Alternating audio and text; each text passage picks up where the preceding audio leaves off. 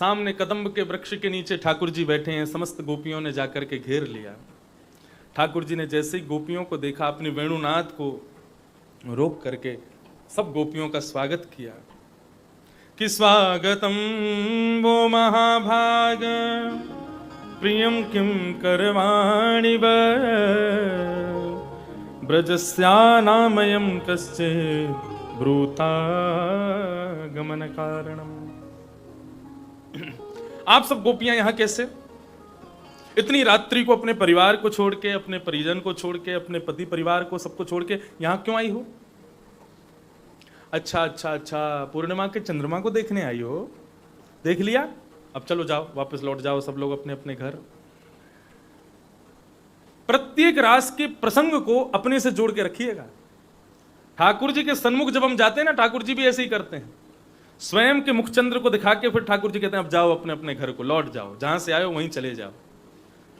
गोपी कौन जो लौट के ना जावे, और साधारण कौन जो ठाकुर जी को देखती बस इच्छा हो गई पर अब चले गए वापस, या फिर वापस आ भी गए तो मन वहीं अटका हुआ है, वहीं लगा हुआ है, ठाकुर जी की रूप माधुरी में लगा हुआ है, वो गोपी है। भगवान ने 10 श्लोकों में कहा कि तुम वापस लौट जाओ। पतिव्रता नारी का धर्म समझाने लगे। पतिव्रता नारी का धर्म कैसा होता है? बोले अरे एक पति रोज अग्निहोत्र करता था, हवन करने के बाद थोड़ा थक गया तो अब सो गया, लेट गया, तो पत्नी ने आकर के उसका सर उठा के अपनी गोद में रख लिया और पंखा झलने लगी, अपने पति को सुलाने लगी। इतने में ही उसका नन्हा सा बालक आकर के और वो यज्ञशाला की तरफ जाने लगा, यज्ञ कुंड में गिरने लगा। तो पत्नी सोचने लगी अगर मैं उठ करके गई मेरे पति की नींद खुल जाएगी, मेरा पतिव्रता धर्म नष्ट हो जाएगा, मैं अपने पति की सेवा में हूं, अभी मुझे उठ करके नहीं जाना चाहिए, और मेरा बालक यदि मैं उठ के नहीं गई तो बालक अग्निकुंड में गिर जाएगा। हे अग्निदेवता, यदि मैंने अपने पति के श्री चरणों में पूर्ण प्रेम रखा हो तो मेरे बालक की रक्षा करना। बालक जैसे ही अग्निकुंड में गिरा, आधे घंटे तक वो अपने पति को पंखा झलती रही और अग्नि देवता से प्रार्थना करती रही मेरे बालक की रक्षा करना, मैं उठ के नहीं जा पाई। आधे घंटे बाद जब उसके पति की नींद खुली तो दौड़ करके गई तो जाके देखा कि अग्नि के अंगार सब पुष्प बन गए और बालक खेल रहा है। ये पतिव्रता नारी का धर्म है। देखो आजकल जमाना थोड़ा बदला है, लोग थोड़े बदल गए हैं, सबकी विचारधाराएं थोड़ी बदल गई हैं, लेकिन फिर भी कुछ मर्यादाएं तो रखनी चाहिए। पति को पत्नी के प्रति, पत्नी को पति के प्रति।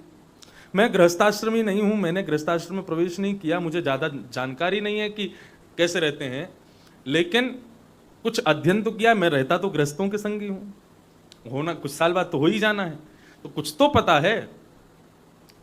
लेकिन एक चीज थोड़ी सी अजीब लगती है, जहां पर पति पत्नी एक दूसरे का नाम उच्चारण करके बोलते हैं, वो थोड़ा सा कम भाता है।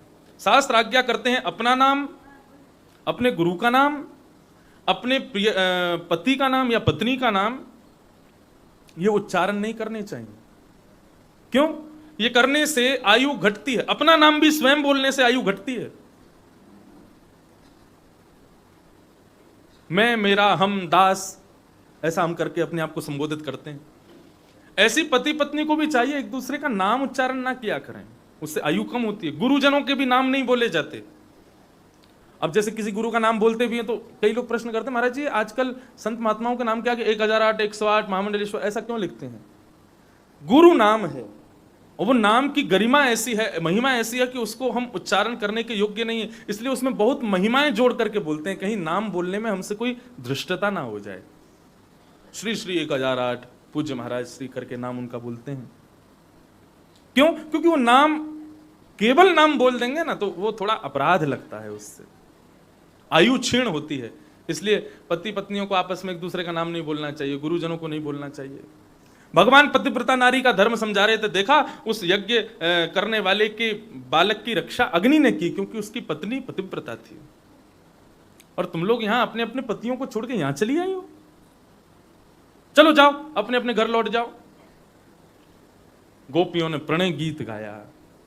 10 श्लोकों में भगवान ने कहा वापस चली जाओ, गोपियों ने 11 श्लोकों में उत्तर दिया। और गोपियां क्या कह रही हैं?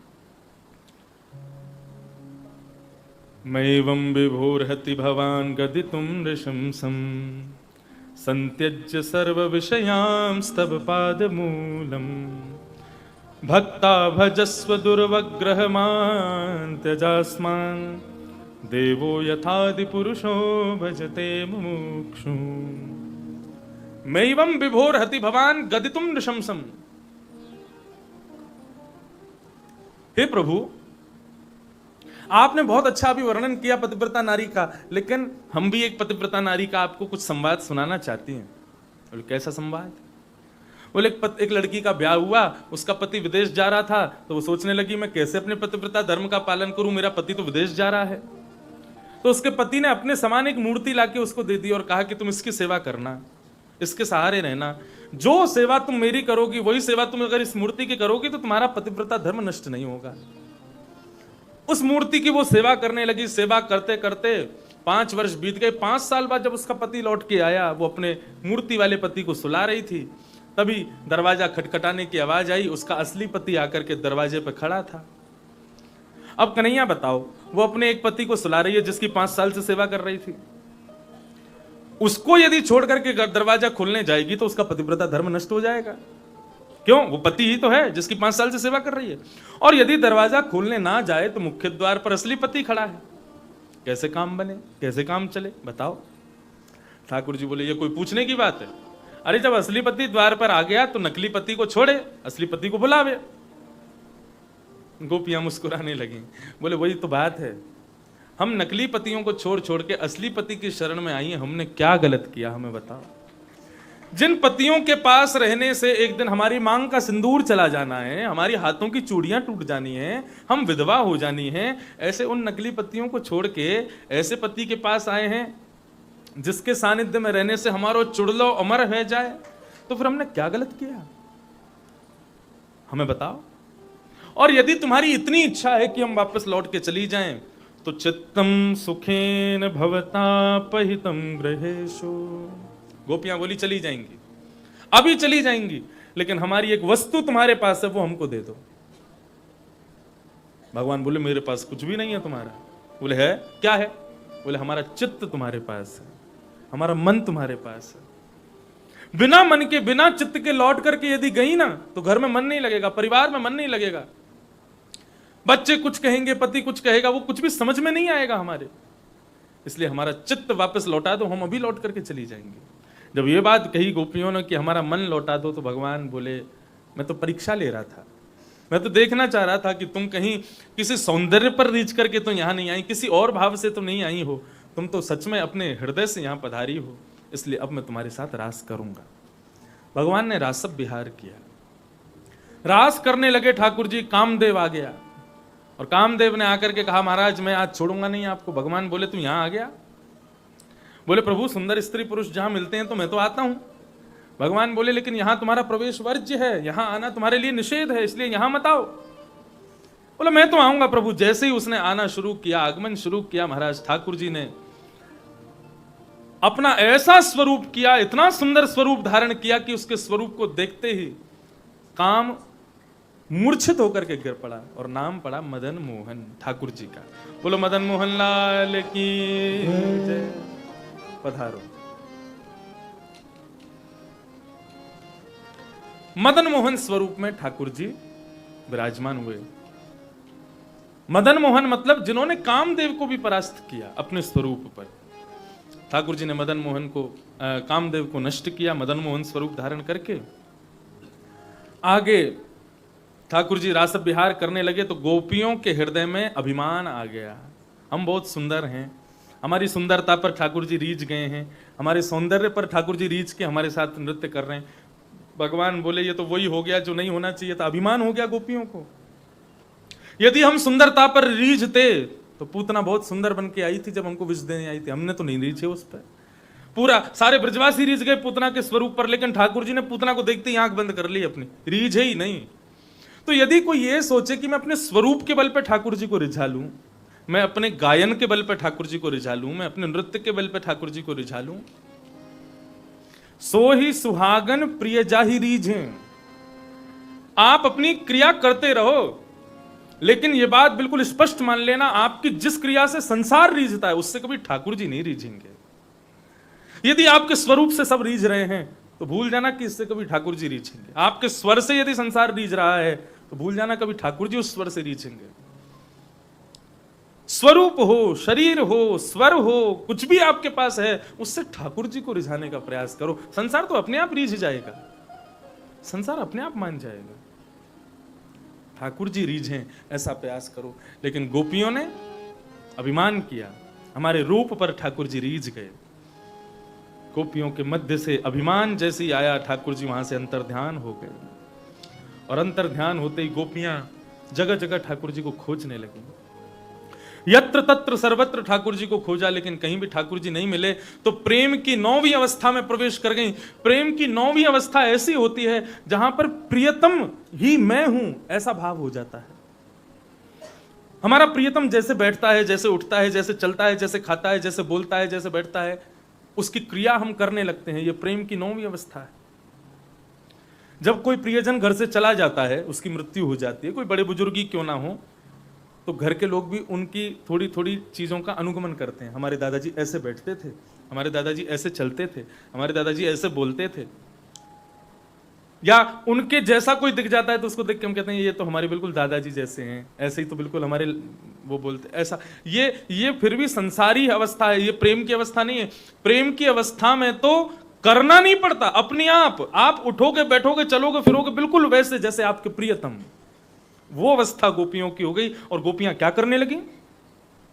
एक गोपी कन्हैया को खोजते खोजते खोजते खोजते अपनी एक भुजा को कटी भाग पर रखती है, दूसरे भुजा को ऊपर रखती है। अरे सुनो सब ब्रजवासियों, मैंने गिरिराज पर्वत उठा लिया है, तुम्हारो इंद्र कछु ना बिगाड़ पाएगा, आ जाओ सब यहीं खड़े रह जाओ। सब ब्रजवासी जाकर के उस गोपी के चारों तरफ खड़े हो गए। अरे हमारे कन्हैया प्रकट है गए, कन्हैया ने गिरिराज जी उठा लिए, देखो तो सही श्याम मनोहर कैसे लग रहे हैं। थोड़ी देर बाद याद आई कि मैं कन्हैया नहीं, मैं तो गोपी हूं। थोड़ी दूर चल करके एक गोपी को कृष्णा भाव हुआ। वो गोपी अपने अधर पर ऐसे अपने उंगलियों को रख करके वंशी बजाने लगी। दूसरी गोपी से बोली, हे किशोरी जी, कहां विचरण कर रही हो, आओ अपने शीश को मेरे कंधे पे पधराओ। दूसरी गोपी ने जाकर के शीश पधरायो, ऐसा स्वरूप धारण कर लियो। थोड़ी देर बाद विस्मृति हुई तो रोने लगी, भूल गई कि हम कृष्ण नहीं, हम तो गोपी। ऐसी स्थिति जब गोपी की होने लगी, 10वीं अवस्था में प्रवेश करने लगी। 10वीं अवस्था का भाव है कि अंग प्रत्यंग मोमबत्ती की तरह पिघलने लगता है अपने प्रियतम के स्मरण में। और यह स्वरूप धारण किया हम वैष्णवों के लिए श्री जगन्नाथ प्रभु ने। जगन्नाथ प्रभु प्रेम विगलित स्वरूप है ठाकुर जी का। और प्रेम विगलित भी कहूं, उससे भी श्रेष्ठ कहूं तो श्री किशोरी जी के प्रेम विगलित स्वरूप हैं श्री जगन्नाथ जी।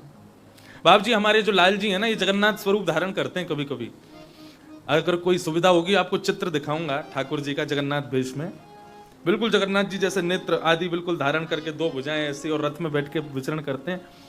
लेकिन आपको सत्य बताऊं, हमारे लाल जी सारा श्रृंगार करवा लेते हैं सहज भाव से, लेकिन जगन्नाथ स्वरूप ठाकुर जी तब तक धारण नहीं करते जब तक उनको किशोरी जी का विरह का पद ना सुनाया जाए। अभी जगन्नाथ उत्सव था लाल जी का, खूब तैयार किया, बार बार अपने नेत्र गेड़ दें, कभी भुजाओं को गेड़ दें, कभी धोती नहीं पहने, कभी कोई भाव। तब मन में भाव आया कि श्री जगन्नाथ हमारे द्वारिकाधीश जगन्नाथ बने कब? जब ब्रज का स्मरण हुआ, ब्रज की याद आई। रोहिणी जी कृष्ण पटरानियों को कृष्ण कथा सुना रही थी, ब्रज कथा सुना रही थी। उसी कथा को जब कन्हैया ने सुना तो द्वार पर बैठे बैठे श्री जगन्नाथ श्री द्वारिकाधीश की दोनों भुजाएं खड़ी हो गई कि कोई ब्रजवासियों को ला करके मेरे हृदय से लगा दो। और उसी समय ब्रज को याद करते हुए ठाकुर जी का रूप विगलित हो गया, वो जगन्नाथ प्रकट हो गए। तो मन में भाव आया, लाल जी को यदि जगन्नाथ जी बनाना है तो थोड़ा श्रम करवाना पड़ेगा। तब लाल जी को श्री प्रिया जी का विरह भाव सुनाया। और जब विरह भाव सुनाया, विरह भाव सुनाते ही श्री जगन्नाथ भेष में लाल जी प्रकट हो गए, ठाकुर जी तैयार हो गए। तो ये प्रेम विगलित स्वरूप जो जगन्नाथ जी का है ना, ये प्रेम की संपूर्ण अवस्था का स्वरूप है। उससे ऊंची कोई अवस्था हो ही नहीं सकती। इस संसार में तो ऐसा प्रेमी हुआ नहीं जैसे श्री जगन्नाथ जी हैं। कोई प्रेमी देखा जो अपने प्रियतम की याद में पिघल जाए? देखना है तो जाओ पुरी में जाकर के जगन्नाथ जी को देख लो।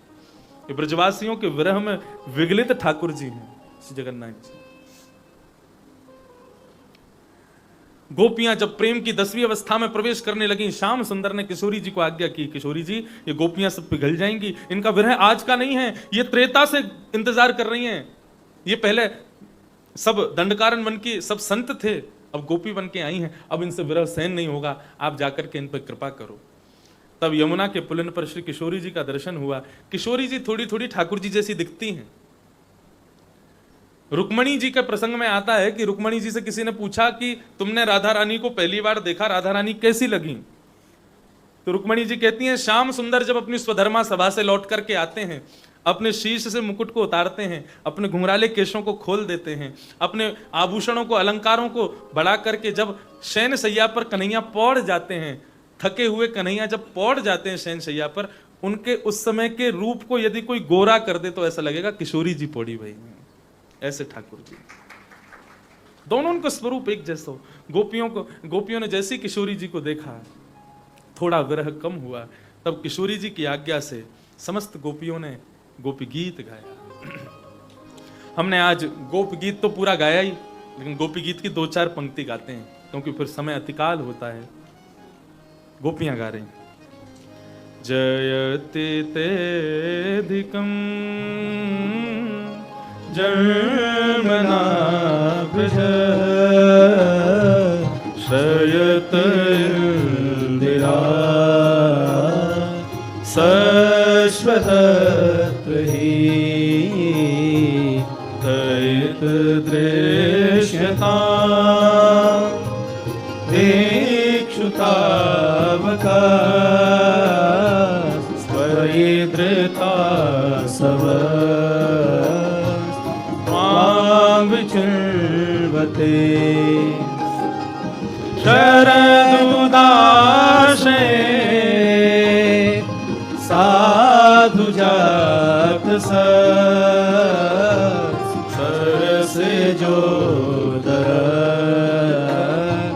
श्री मृषादृशा सूरत नाथ ते अशुल्क का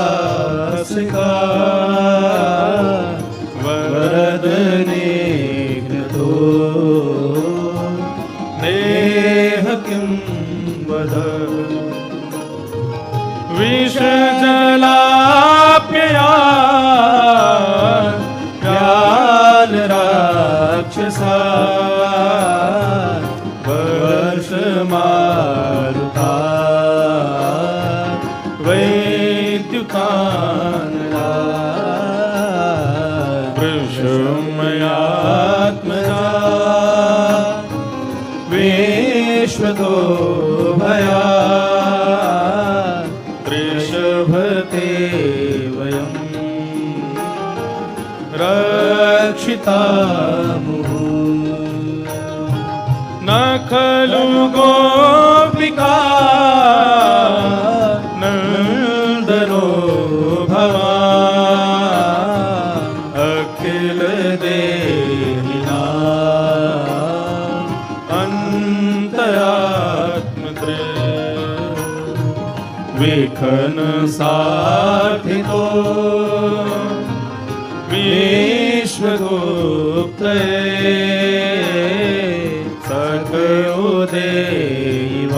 सकयोदेवान् शाश्वताङ्कुले विरचिताभयं वृष्णिधुर्यते चरणमीयुषा संश्रतेर्भया ब्ररसरोरुहम् कान्तकामदम्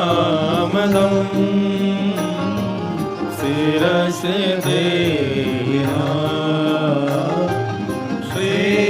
श्रीकरगृह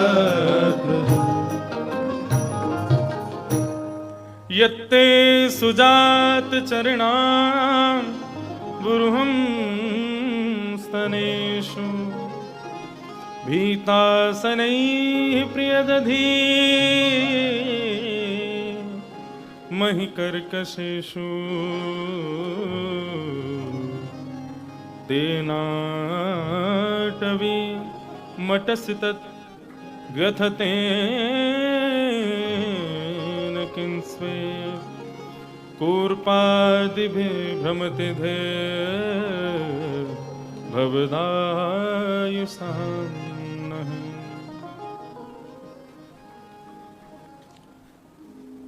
गोपियों ने ये गीत गाया, विरह गीत, और इस गीत के माध्यम से ठाकुर जी को पुकार रही हैं, हे प्राणनाथ, हम आपकी निशुल्क दासियां हैं, हमारे लिए शुल्क केवल आपकी उपस्थिति है, आप हमारे सन्मुख विराज रहे हो, वही शुल्क हमें चाहिए अपने दासत्व का, आप कृपा करके हमारे सन्मुख पधारो ना नाथ। अरे अगर इसी प्रकार हमको मरते देखना चाहते थे तो कालियानाग से क्यों बचाया? तृणावर्त, सक्तासुर आदि इतने सारे राक्षसों ने आकर के ब्रजमंडल पर आक्रमण किया, मरने देते हमको? इंद्र के कोप से क्यों बचाया? और यदि उन सब जगह से आपने हमको बचाया तो आज स्वयं हमको विरह देकर के मार क्यों रहे हो प्रभु? नेह किम वध, क्या ये वध नहीं है जो आप कर रहे हो? हे कन्हैया, हम सब जानती हैं आप कौन हो। न खलु गोपिका नंदनो भवान अखिल देहि नाम अंतरात्म दृक्। तुम नंद जी के लाला नहीं हो, हमको पता है। तुम यशोदा के लाला नहीं हो, तो कौन हो? बोले अखिल देहि नाम अंतरात्म दृक्। अखिल देहधारियों के हृदय में विराजमान होने वाले और इन अखिल देहधारियों का निर्माण करने वाले, यहां तक कि ब्रह्मा को भी निर्माण करने वाले आप परब्रह्म परमात्मा हो, हम जानती हैं। हे प्रभु, आपके जिस हस्त कमल को एक बार शीश पर धारण करने के लिए लक्ष्मी तरसती रहती है, आपने उस हस्त कमल को हम गोपियों के सिर पर पधराया प्रभु। हम जानती हैं हम लक्ष्मी से भी श्रेष्ठ हैं, लेकिन कृपा करके इन श्रेष्ठाओं को छोड़ करके तो मत जाओ ना।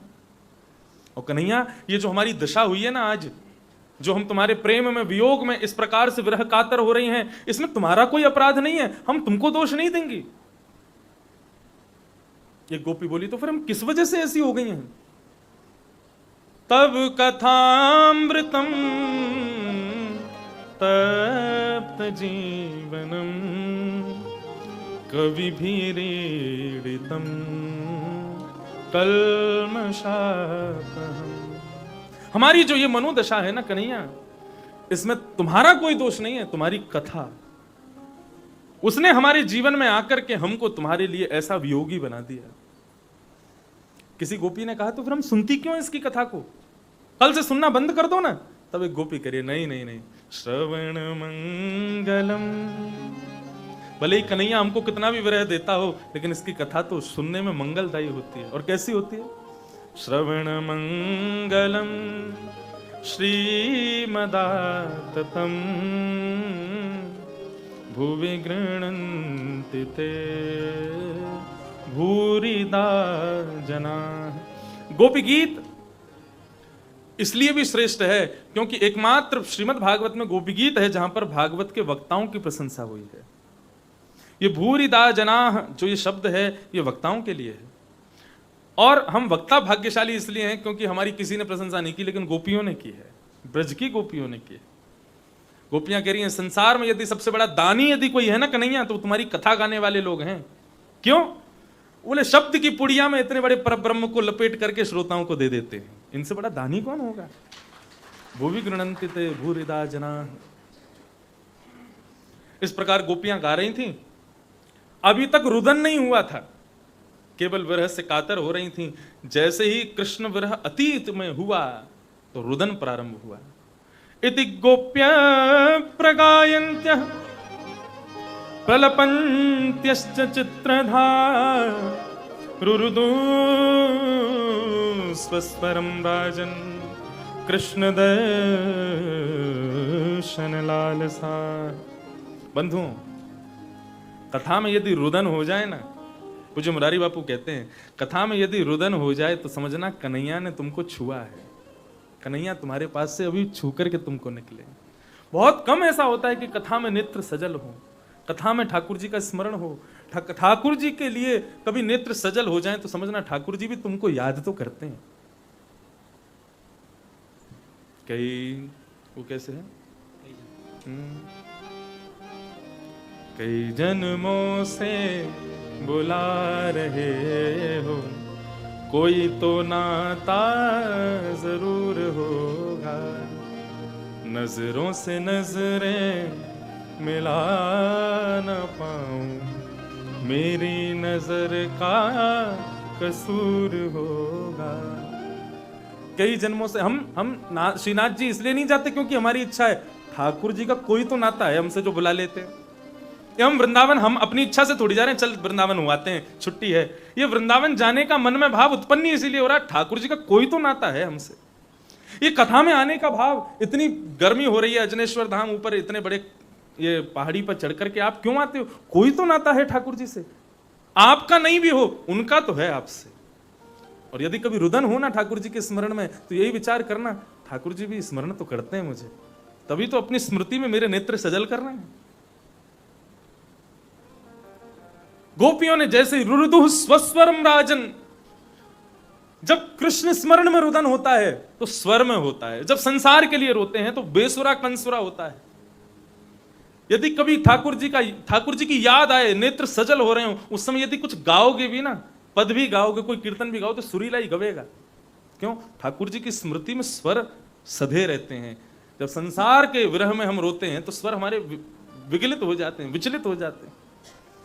गोपियों ने जैसे ही रोना प्रारंभ किया, रुदन देखते ही ठाकुर जी से रुका नहीं गया। ताशामाभिर्भूत सौरी स्मयमाय मुकाम्बुज पीतांबरधर श्रगवी साक्षान मन्मथ मन्मथ। अब यहां पे एक बात बड़ी समझने की है। ताशामाभिर्भूत सौरी, ऐसे मुंह पहुंचते हुए ठाकुर जी प्रकट हुए और अपने पीतांबरी से पहुंच रहे हैं। स्मयमाय मुखाम्भुज पीतांबर धरश्रगवी साक्षान मन्मथ मन्मथ। ठाकुर जी जैसे प्रकट हुए, सब गोपियां दौड़ करके गई ठाकुर जी को जाकर। अब जैसे भोजन विश्राम होता है, भोजन खाने के बाद भी हमने पानी पी लिया, सब हो लिया, उसके बाद भी थोड़ी देर मुंह चलता ही रहता है ना, थोड़ा बहुत रह जाता है भीतर। तो ऐसे ठाकुर जी मुंह पहुंच रहे थे और कुछ खा रहे थे। गोपियों ने जाकर के पकड़ लिया, क्या खा रहे हो, कहां गए थे अकेले अकेले खाने के लिए?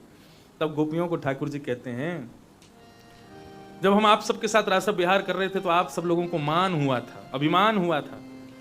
हम कहीं गए थोड़े ही थे, हम तो यहीं बैठे थे। आप सबके मध्य में बैठ करके आप सबके मान को खा रहे थे।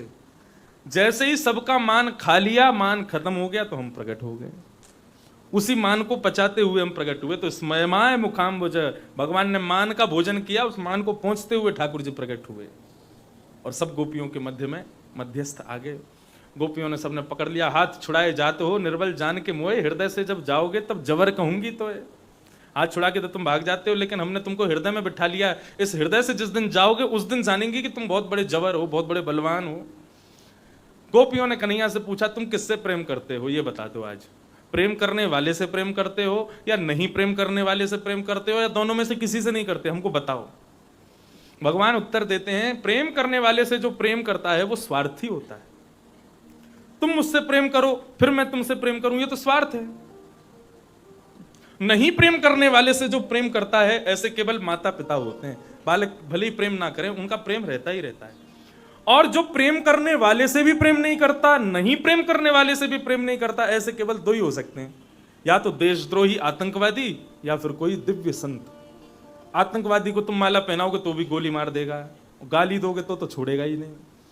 संत को तुम जाकर के माला पहनाओगे तो भी प्रसन्न नहीं होंगे, और गाली दे दोगे तो भी उनको कोई कष्ट नहीं होगा। गोपियां बोली, तो हमको तुम तीसरे वाले लगते हो। अच्छा हाँ संत? बोले नहीं संत नहीं, गुरुद्रोही। गोपियों के चरण पकड़ लिए ठाकुर जी, नहीं नहीं नहीं, हम तो आपके प्रेम के ऋण से कभी उऋण ही नहीं हो पाएंगे। आपका जो ये प्रेम का ऋण है, ये सदा सर्वदा मेरे ऊपर चढ़ा रहेगा। ऐसा भाव कह करके ठाकुर जी समस्त गोपियों के सामने, जितनी गोपी उतने रूप ठाकुर जी ने धारण कर लिए। और अभी तो जितनी गोपी एक कृष्ण, वो था रास, और यहाँ जितनी गोपी उतने कन्हैया आ गए, ये हो गया महाराज। देखो कथा जब हम सुनते हैं ना, तो पहले दूसरे दिन ऐसा लगता है ठाकुर महाराज जी सबको कथा सुना रहे हैं। तीसरे दिन से ऐसा लगने लगता है ये हमको ही कथा सुना रहे हैं, ये मुझको ही कथा सुना रहे हैं, ये मेरी ही कथा हो रही है। जब ये मेरा वाला भाव हो जाए तो समझना कथा ने भी उतने ही रूप धारण कर लिए जितने श्रोता हैं। ये कथा का एक चमत्कार है। एक और चमत्कार बताऊं, आपको कोई प्रश्न पूछना हो तो आप लिख के दे सकते हो। अब क्या दोगे? कल तुम जा रहे हैं और कल की कथा सुबेरे है 8 बजे से, आओ सुबह 5 बजे उठ के सब भागो। क्यों? क्योंकि कल हमको फिर निकलना है आगे कथा के लिए। इसलिए छा तो रहे थे कल से ही बतावें आपको, लेकिन मन में भाव हुआ जाते जाते एक करंट लगा जाए आपको। तो कल सवेरे सुबह जल्दी उठ के सब आ जाना, नाश्ता पानी करके 7 बजे तक अपने अपने स्थान ग्रहण कर लेना। 8 बजे से कल कथा होगी 11 बजे तक, और 11 बजे आरती करके 11:15 11:30 तो हम बाय बाय करके और गाते रहेंगे। ब्याह कब करेंगे लाल जी को? इसको तो बिना ताल की सुनो। किशोरी जी की और श्याम सुंदर की कितनी मधुर वार्ता। ओ बन नाचे नतनी को वाली, नंद को किशोर। ठाकुर जी नृत्य कर रहे हैं किशोरी जी के साथ में, और ऐसा सुंदर भाव है, किशोरी जी और श्याम सुंदर दोनों आपस में एक दूसरे को बड़ो बता करके एक दूसरे की प्रशंसा कर रहे हैं। देखो, भजन गाने में मेरी भी बहुत कम रुचि रहती है, मैं तो पद में ही मेरे को ज्यादा आनंद आते हैं। लेकिन कई जगह अब जहां हम कथा करने जा रहे हैं, वो बेचारे लाइव देख रहे होंगे, वहां पद काम ही नहीं करेंगे, वहां भजन ही काम करेंगे। क्योंकि पद समझना, वो जो कथा करा रहे हैं वो तो समझेंगे, क्योंकि वो तो पद ही सुनते हैं हमारी कथा में, इसीलिए तो कथा करा रहे हैं। लेकिन अब सब जगह ग्रामीण क्षेत्र के लोग थोड़े पद कम समझ पाते हैं, उसके लिए थोड़ा ज्यादा दिमाग लगाना पड़ता है ना पद में। क्या वैसे दिमाग लगाना नहीं पड़ता, हम लोग थोड़ी सी, हमारी हिंदी जो है, हमारी जो भाषा है वो ज्यादा सरल हो गई है, इसलिए हमको पद के भाव समझ नहीं आते। नहीं तो पद का जो भाव है वो तो कहीं और हो ही नहीं सकता। ठाकुर जी नृत्य कर रहे हैं और किशोरी जी के साथ में रास विहार कर रहे हैं। हो बन नाचे नटनी को वाली, नंद को किशोर। राधे जगत नचायो तेरी, वो की मरोड़। बन नाचे नतनी को वाली, नंद को किशोर। जैसे श्याम सुंदर आए तो किशोरी जी श्याम सुंदर को देख करके करिए, बड़े प्यारे लग रहे हो। कैसे लग रहे हो? ब्रज के किशोर तो पे डारू तृण तोर प्यारे, ब्रज के किशोर तो पे डारू तृण तोर।